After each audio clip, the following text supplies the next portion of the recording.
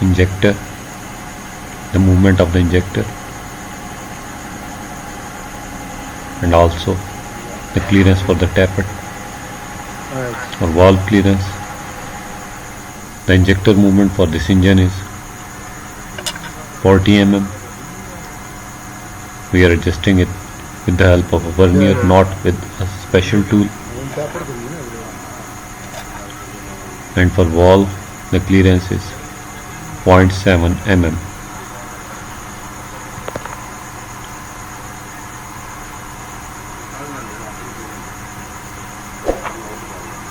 These engines were produced in 1940s.